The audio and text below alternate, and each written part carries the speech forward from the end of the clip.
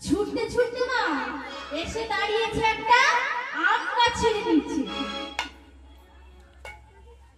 আম গাছের নিচে যখন দাঁড়িয়েছে, এবার সুদামা কানাইকে বলছে, এইটা নাই ভাই রে, ওই দেখ দেখ দেখ ওই গাছটায় কত পাকা পাকা আম ঝুলছে, দেখতে পাচ্ছি।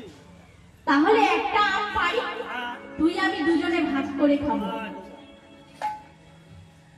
দুজনে বলা কওয়া করছে মা যে ভাই একটা আম পারি আর তুই আমি দুজনে মিলে ভাগ করে খাবো।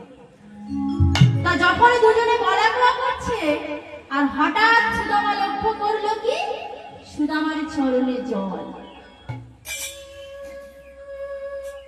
যখনই দেখেছে সুদামার চরণে জল, সুদামা এবার মনে মনে ভাবছে, তাই তো কি আকাশে তো মেঘ করেনি, বৃষ্টিও হয়নি, তাহলে আমার চরণে জল এলো কোথা থেকে?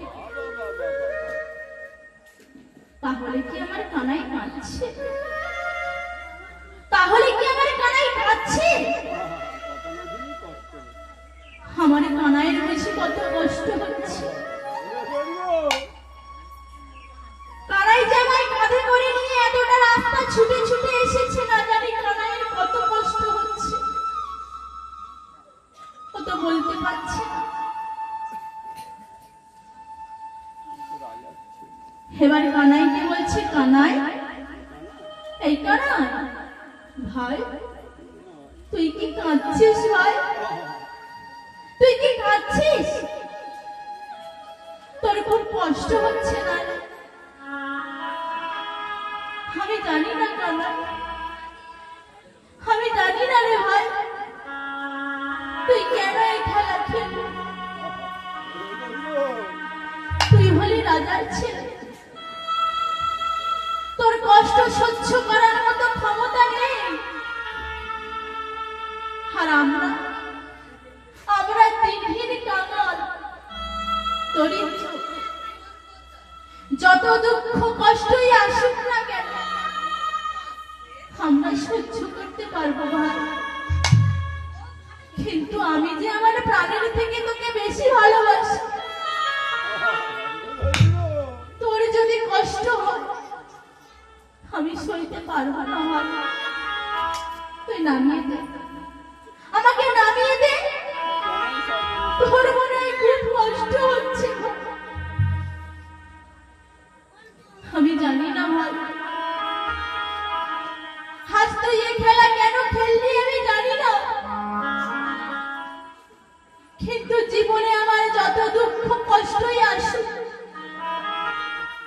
আমি সব সইতে পারবো ভাই, কিন্তু তোর চোখের জল আমি সইতে পারবো। তুই আমায় নামিয়ে দে, আর এই খেলা খেলবো না আমরা, তাড়াতাড়ি নামিয়ে দে বলছি। যে খেলা খেললে তোকে কষ্ট পেতে হয়, যে খেলা খেললে তোকে কাঁদতে হয়, চাই না সে খেলা খেলতে। নামিয়ে দে আমাকে। কি করেছে? এবারে দুজনে বাড়ি ফিরে গেল, আর বাড়ি ফিরে গেল।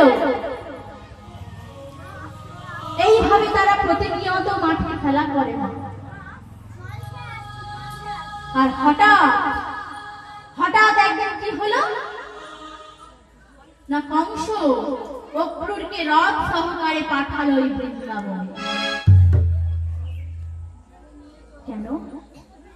কানাই বলায় দুই ভাইকে ধরে নিয়ে যাবার জন্য। কংস ছিল কানাইয়ের মামা, কৃষ্ণচন্দ্রের মামা, আর এই কংস ছিল কৃষ্ণচন্দ্রের সব থেকে বড় শত্রু। তাই কানাই বলাইকে বধ করার জন্য সে অক্রূরকে পাঠালো বৃন্দাবন। আর সেই অক্রূর যথা সময়ে বৃন্দাবনে এসে কানাই বলাই দুই ভাইকে ধরে নিয়েছে। যখন কানাই বলাই দুই ভাইকে ধরে নিয়ে চলে গেল, আজ গোটা বৃন্দাবন হাহাকার, গোটা বৃন্দাবন আজ হাহাকার পড়ে গেল। কেন? কানাই বলাই আর বৃন্দাবনে নেই। যখন কানাই বলাই বৃন্দাবন ছেড়ে চলে গেছে, এদিকে সুদামা কি করে? ওই পথে পথে পাগলের ন্যায় ঘুরে বেড়ায়, আর সদা সর্বদাই তার মুখে কানাই কানাই আর কানাই। সুদামা কৃষ্ণকে ছাড়া থাকতে পারত না। তারা দুজনে এতটাই অন্তরঙ্গ বন্ধু ছিল, বন্ধুর থেকেও বেশি। মনে হতো যেন নিজের মায়ের পেটের কোলের ভাই।